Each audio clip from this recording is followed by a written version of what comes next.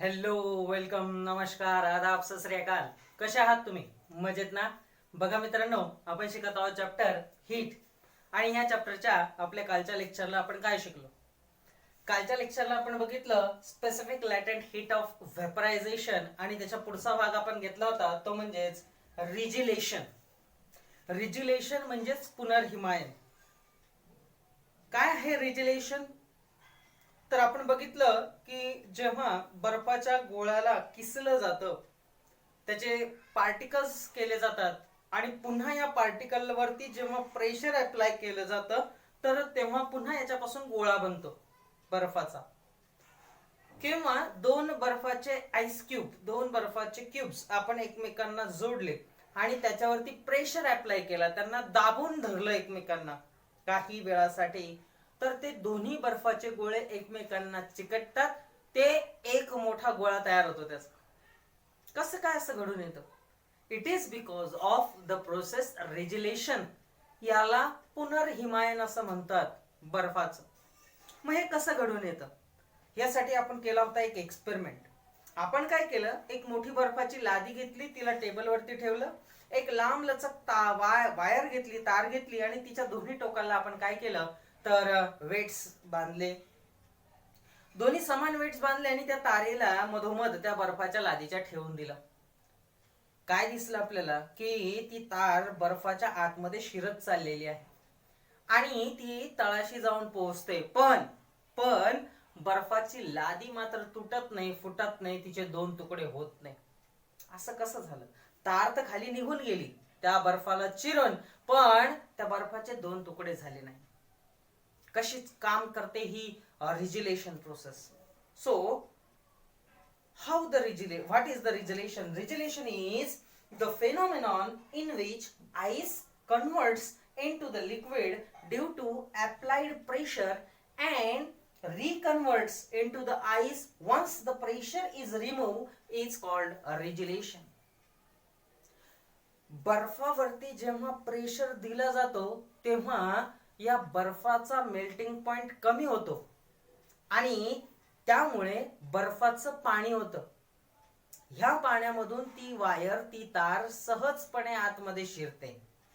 पण जसा हा प्रेशर रिलीज होतो, म्हणजेच तार काय करते, त्या बर्फाच्या लादीवरती प्रेशर क्रिएट करते. ज्या ठिकाणी प्रेशर क्रिएट झालाय तिथलं मेल्टिंग पॉइंट कमी होतं आणि तिथं पाणी क्रिएट होतं तेवढ्याच जागेवरती फक्त, आणि ती वायर खाली सरकते. वायर खाली सरकून गेल्यानंतर प्रेशर रिलीज होतो, प्रेशर खाली खाली चाललाय बर्फावरती, आणि जिथं पाणी झालेलं आहे तिथून वायर खाली सरकलेली आहे, तिथं प्रेशर पुन्हा कमी झाला. प्रेशर कमी झाला, पुन्हा काय झालं, बर्फ तयार झाला. आणि अशा पद्धतीनं ती वायर खाली प्रेशर टाकत टाकत चालली आहे, पाणी बनवत बनवत चालली आहे. पाणी जसं बनलं तशी वायर खाली सरकली, जशी वायर खाली सरकली पाण्याचं पुन्हा बर्फात रूपांतर झालं. Pressure applying decrease the melting point. Ice become water. As soon as the pressure remove, water again reconverts into the water, and this ice, and this process is called as rigilation. ह्याच प्रोसेसला रिजिलेशन किंवा पुनर्हिमायन असं म्हणतात.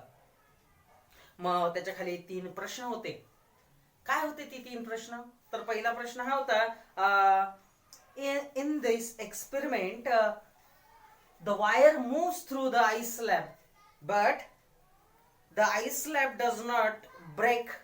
Why?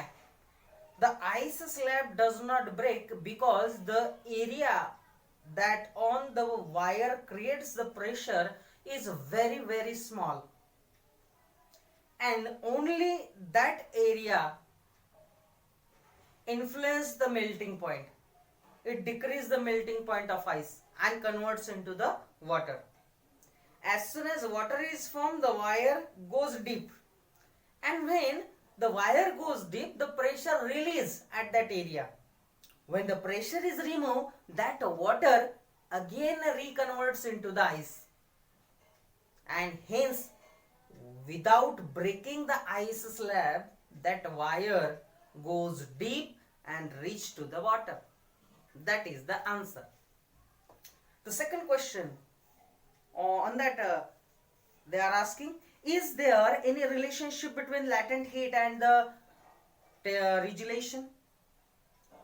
रिजिलेशन या प्रोसेसमध्ये आणि लॅटेंट heat या प्रोसेसमध्ये काही संबंध आहे का या दोन्ही कन्सेप्टचा?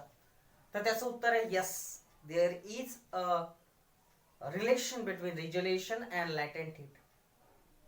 काय संबंध आहे तो बघा. ह्या प्रश्नाचं उत्तर जरा काळजीपूर्वक ऐका. जे पदार्थ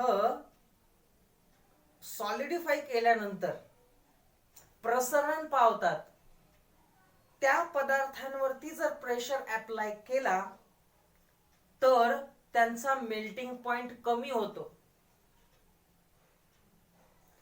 The substances like water which on solidified, that is converting into the ice, when they expand, such substances on which the pressure is applied, it lowers its melting point. म्हणजे बर्फाचं बघा, आता तुम्ही काय करा, एक ऍक्टिव्हिटी करा. रोज तुम्ही आयसर मध्ये तुमच्या फ्रीज मध्ये बर्फ बनवत असणार आहे, ही काही नवीन गोष्ट नाही. पण तुम्ही जेवढं पाणी भरता त्या ट्रे मध्ये, बर्फाची क्वांटिटी तुम्हाला तेवढीच मिळते का त्याच्यापेक्षा कमी मिळते का जास्त मिळते? अर्थात जर तुम्ही ऑब्झर्व केलं असेल, नसेल केलं तर आता करा, की जेवढं तुम्ही पाणी भरता त्या ट्रे मध्ये त्याच्यापेक्षा जास्त बर्फ तयार झालेला आहे, म्हणजे त्याचं व्हॉल्यूम वाढलेलं आहे. म्हणजेच वॉटर हा असा पदार्थ आहे, असा सबस्टन्स आहे which on solidified it increase the volume, त्याचा व्हॉल्यूम वाढतो. And when on such substances the pressure is apply, their melting point lowers. अशा पदार्थांवरती जेव्हा प्रेशर अप्लाय होतो ना, त्यांचा मेल्टिंग पॉइंट लो होतो. आणि म्हणूनच मग अशी मी म्हटलं होतं, ती तार जी होती ना, ती आईस स्लॅब वरती प्रेशर क्रिएट करत होती. आणि ह्या क्रिएट झालेल्या प्रेशरमुळेच काय झाला, मेल्टिंग पॉइंट कमी झाला आणि त्या बर्फाचं पाण्यात रूपांतर झालं. आलं लक्षामध्ये? आणि ती तार खाली सरकली. जेव्हा प्रेशर रिलीज झाला, पुन्हा काय होईल, melting point as it is 0 degree वरती येऊन जाईल, त्या पाण्याचा पुन्हा बर्फ तयार होतो. ठीक आहे. आता हे बोललो आपण एक्सपेरिमेंट बद्दल. याच्या contrary, when the substance which are solidified get contract. आता अशा पदार्थांविषयी आपण बोलू की ज्यांना जर आपण सॉलिडिफाय केलं तर ते कॉन्ट्रॅक्ट होतात, म्हणजे आकुंचन पावतात. अशा सबस्टन्स वरती जेव्हा प्रेशर लावला जातो तेव्हा त्यांचा मेल्टिंग पॉइंट राईज होतो, इन्क्रीज होतो. आईसच्या बाबतीत काय झालं, तो डिक्रीज. पण याच्या कॉन्ट्रास्ट, जे पदार्थ थंड केल्यावर त्यांचं जेव्हा आपण बर्फात रूपांतर करतो तेव्हा ते कॉन्ट्रॅक्ट होतात, आकुंचन पावतात, त्याची व्हॉल्यूम कमी होते. अशा पदार्थांवरती प्रेशर लावल्यानंतर काय होतं, तर त्यांचा मेल्टिंग पॉइंट राईज होतो. आणि आता येऊयात आपण तिसऱ्या प्रश्नाकडे. Third question was, you know that we go higher than the sea level, the boiling point of water decreases. What would be effect on the melting point of solid? जसं समुद्र सपाटीपासून आपण वर वर जातो तसं हवेचा दाब, ऍटमॉस्फिअरिक प्रेशर कमी होतो. आणि म्हणून पाण्याचा उत्कलनांक बिंदू, पाण्याचा बॉइलिंग पॉइंट काय होतो, कमी होतो. म्हणजे पृथ्वीवरती, जमिनीवरती, सपाटीवरती आपल्या जमिनीवर पाणी 100 डिग्री तापमानाला उकळतं. पण तेच पाणी जर तुम्ही माउंट एव्हरेस्ट वर जाऊन तापवत असाल तर ते 95-90 डिग्रीलाच उकळणार. म्हणजे काय होतं, बॉइलिंग पॉइंट कमी होतो. आता ते विचारताय की ह्याचा इम्पॅक्ट मेल्टिंग पॉइंटवर काय पडेल सॉलिडच्या.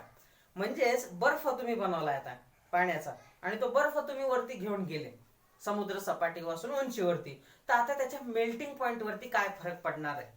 तर मेल्टिंग पॉइंट वरती फरक पडेल, इट इज इन्क्रीजेस. काय होईल, इन्क्रीज होईल मेल्टिंग पॉइंट बर्फाचा. कसा काय? मगाच्याच वाक्याचं कॉन्ट्रास्ट स्टेटमेंट आहे हे. मगाशी आपण बघितलं की पाण्याचा बर्फ बनवला आणि त्याच्यावरती प्रेशर वाढवला. ऑलरेडी जमिनीवरती प्रेशर जास्त आहे, 1 bar pressure is there, 10 to the power of 5 Pascal pressure on the surface of the earth. आणि त्याच्यावरून आपण अजून प्रेशर टाकतोय त्या आईस वरती, आणि हे काय करेल, त्याचं मेल्टिंग पॉइंट कमी करेल. आता तुम्ही त्या बर्फाला नेताय समुद्र सपाटीपासून वर, म्हणजे पृथ्वीच्या जमिनीपासून वर. आता वर गेल्यानंतर प्रेशर कमी होतो, म्हणजे जेवढा ऍटमॉस्फेरिक प्रेशर ऍक्च्युली जमिनीवरती आहे त्याच्यापेक्षा प्रेशर कमी होत चाललाय. मग प्रेशर कमी होत चालला, मग मेल्टिंग पॉइंट काय होईल, राईज होईल. येते लक्षामध्ये. So on the surface above the height of the earth sea level, as you go high and high, the melting point of ice will be increases. तो वाढत जाणार आहे. आणि आता कॉन्ट्ररी, जे पदार्थ सॉलिडिफाय केल्यानंतर आकुंचन पावतात हे ना, मग अशा पदार्थांना जर आपण वरती घेऊन गेलो समुद्र सपाटीपासून उंचीवरती, तर अशा पदार्थांचा मेल्टिंग पॉइंट कमी कमी होईल. हे झालं स्टेटमेंट. ते तिसऱ्या प्रश्नाचं उत्तर आपल्याला मिळालं. मग हे सगळं होतं आपण मागच्या लेक्चरला बघितलेलं. आजच्या लेक्चरला आपण काय बघणार आहे, तर आपण एक पुढचा कन्सेप्ट घेणार आहे, ती म्हणजे अनॅमोलस बिहेवियर ऑफ वॉटर, पाण्याचे असंगत आचरण. You know that water is a universal solvent in water of the earth. पृथ्वीवरचं सगळ्यात जास्त प्रमाणात सापडणारा द्रव म्हणजे पाणी होय. आणि पाणी हा लाईफ साठी सगळ्यात महत्वाची गोष्ट आहे आफ्टर ऑक्सिजन, नाही का. पाण्याला जीवन असं म्हटलेलं आहे. पाण्याला वैश्विक द्रावण असं का म्हणतात, तर भरपूर सारे substances, 90% of the substances on the surface of the earth are dissolve in water. पाण्यामध्ये भरपूर सगळं काही विरघळून जातं, आणि म्हणून त्याला काय म्हटलं जातं, वैश्विक द्रावक असं म्हटलं जातं. You know that 71% of the earth is occupied by water. 71% पाणी आहे पृथ्वीवरती आणि 29% जमीन आहे फक्त. ठीक आहे. मग आता या पाण्याचं असंगत आचरण, जनरली कोणत्याही लिक्विडला तुम्ही हीट करा तर हे जे लिक्विड आहे ते प्रसरण पावतं. In general, when you are heating any liquid, the liquid get expand, its volume is increases as the bond breaking is there. है ना, उष्णता दिली की त्याच्यातले बॉन्ड काय होतात, हळूहळू एक्सपांड व्हायला चालू होतात, ब्रेक व्हायला चालू होतात, आणि ते लिक्विड काय होतं, प्रसरण पावतं. बट पाण्याचं कसं आहे, when you heat the water from 0 degree Celsius to 4 degree Celsius, 0 degree तापमानापासून 4 degree तापमानापर्यंत जेव्हा तुम्ही पाण्याला उष्णता देता, तेव्हा पाणी प्रसरण न पावता ते आकुंचन पावतं. काय होतं, प्रसरण न पावता ते आकुंचन पावतं. आणि पाण्याच्या ह्याच बिहेवियरला काय म्हटलं जातं, पाण्याचे असंगत आचरण असं म्हटलं जातं. म्हणजे दुसरं कोणतंही लिक्विड जेव्हा तुम्ही तापवता ना, तेव्हा ते एक्सपांड होतं, पण पाणी 0 ते 4 डिग्री ह्या तापमानाला आकुंचन नाही पावत, ते प्रसरण पावतं. ते प्रसरण न पावता आकुंचन पावतं. It not expand, it is get contracted. मग जर तुम्हाला असा प्रश्न विचारला, at what temperature the density of water is high, पाण्याची घनता सगळ्यात जास्त कोणत्या तापमानाला असेल, तर त्याचं उत्तर आहे ऍट 4 डिग्री सेल्सिअस. 4 डिग्री तापमानाला पाण्याची घनता सर्वात जास्त असते. याचं कारण काय, तर पाणी प्रसरण न पावता आकुंचन पावलेलं असतं, म्हणजे त्याची घनता वाढते. You know that density is equal to mass upon volume, है ना. घनता म्हणजे वस्तुमान भागिले आकारमान. मग आकारमान जितकं कमी तितकी घनता जास्त, आणि आकारमान जेवढं जास्त तेवढी घनता कमी. मग हे झालं पाण्याचं असंगत आचरण.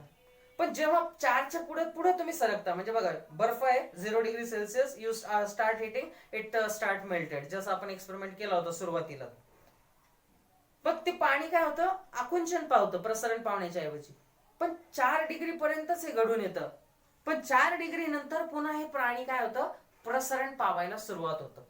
The water start expanding after 4 degree Celsius if you continue the heating. आल्या लक्षामध्ये. मग ते प्रसरण पावतं ऑब्व्हियसली. मग 100 पर्यंत गेल्यानंतर त्याचं बॉइलिंग स्टार्ट होतं, इट स्टार्ट बॉइल. पण हे जे 0 ते 4 डिग्री पर्यंत होतं ना, त्याला म्हणतात अनॅमोलस बिहेवियर ऑफ वॉटर, पाण्याचे असंगत आचरण. आणि याचे इम्पॅक्ट पण आपल्याला बघायचे, पण ते नंतर. अगोदर आपण काय करणार की याचा एक ग्राफ ड्रॉ केला, तर तुम्हाला दिसेल की कसं हा जो ग्राफ आहे हा 0 डिग्री पासून 4 डिग्री पर्यंत तापमान जेव्हा जातं तेव्हा हा वर न जाता काय होतो, खाली जातो. ते आता तुम्हाला एक्सपेरिमेंटली आपण दाखवणार आहोत, आपण ते समजून पण घेणार आहे. पण अनोमलस बिहेवियर ऑफ वॉटर कसं दिलेलं आहे तुमच्या बुक मध्ये, please see on the screen. Please see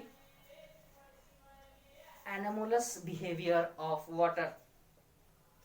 In general, when a liquid is heated up to a certain temperature, it expands, and when cooled, it contracts. Water, however, shows a special exceptional behavior. If we heat the water from 0 degrees Celsius to 4 degrees Celsius, it contracts instead of expanding. At 4 degrees Celsius, its volume becomes minimum due to contraction. If water is heated further, it expands and its volume increases. The behavior of water between its temperature from 0 degrees Celsius to 4 degrees Celsius is called anomalous behavior of water. If 1 kg of water is heated from 0 degrees Celsius to and its volume is plotted as a function of temperature, we get the graph shown in the figure 5.4. At 4 degrees Celsius, the volume of water is minimum. It means that the density of water is maximum at 4 degrees Celsius. बघा मित्रांनो, जसं मी तुम्हाला सांगितलं की सर्वसामान्यपणे जेव्हा तुम्ही एखाद्या द्रवाला, एखाद्या लिक्विडला उष्णता देता, तेव्हा तो प्रसरण पावतो, आणि जेव्हा तुम्ही त्या द्रवाला थंड करता तेव्हा तो आकुंचन पावतो. पाणी मात्र ह्या संदर्भात अगदी वेगळं नेचर दाखवतं. त्यालाच आपण पाण्याचे असंगत आचरण असे म्हणतो. पाण्याला जर तुम्ही 0 डिग्री पासून 4 डिग्री पर्यंत उष्णता दिली, 0 डिग्री तापमानाला, अर्थात पाणी हे बर्फाच्या स्वरूपात असतं, पण जसं तुम्ही उष्णता द्यायला चालू करता, ह्या 0 डिग्रीला पाण्याचा, बर्फाचं पाणी व्हायला चालू होतं. आणि 0 ते 4 डिग्री पर्यंत जेव्हा तुम्ही याला उष्णता देता, तेव्हा हा जो पाणी आहे, बर्फ आहे, हा प्रसरण पावण्याच्या ऐवजी आकुंचन पावतो 0 ते 4 डिग्री तापमानाला, आणि ह्यालाच पाण्याचे असंगत आचरण असे म्हणतात. ह्या 4 डिग्री तापमानाला पाणी आकुंचन झालेलं असतं, याचे व्हॉल्यूम मिनिमम असते, आणि म्हणून याची डेन्सिटी ह्या टेम्परेचरला मॅक्सिमम असते. जर तुम्ही 1 किलो पाणी घेतलं आणि त्याला उष्णता दिली, म्हणजे 0 डिग्रीला पहिले सॉलिड करून घेतलं, बर्फ बनवला, आणि मग उष्णता द्यायला चालू केली, तर जर तुम्ही या पाण्याची उष्णता आणि त्याचं व्हॉल्यूम याचा एकमेकांशी ग्राफ काढला, काय, व्हॉल्यूम अगेन्स्ट टेम्परेचर, तर तुम्हाला जो ग्राफ मिळेल तो आपण बघणार आहे.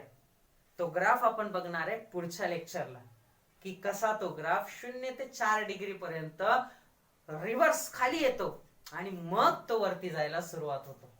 ठीक आहे. आणि पुढच्या लेक्चरला आपण हुप्स ॲपरेटस द्वारे एक्सपेरिमेंट कसा जातो, कसा अभ्यास करतो आपण अनोमलस बिहेवियर ऑफ वॉटरचा, हे सुद्धा शिकणार आहे, जे तुम्हाला परीक्षेला विचारलं जाऊ शकतं. तर मग आजच्या लेक्चरला इथे आपण थांबूयात. आजच्या लेक्चरला अनोमलस बिहेवियर ऑफ वॉटर ही कन्सेप्ट आपण शिकलो, जी अत्यंत महत्त्वपूर्ण आहे. 2 मार्कला तुम्हाला ही कन्सेप्ट विचारली जाऊ शकते, तर ही तुम्ही व्यवस्थित तुमच्या नोट्स मध्ये लिहून घ्या. ह्या लेक्चरला इथे थांबूयात, भेटूयात पुढच्या लेक्चरला. तोपर्यंत घरातच राहा, सुरक्षित राहा आणि शिकत राहा.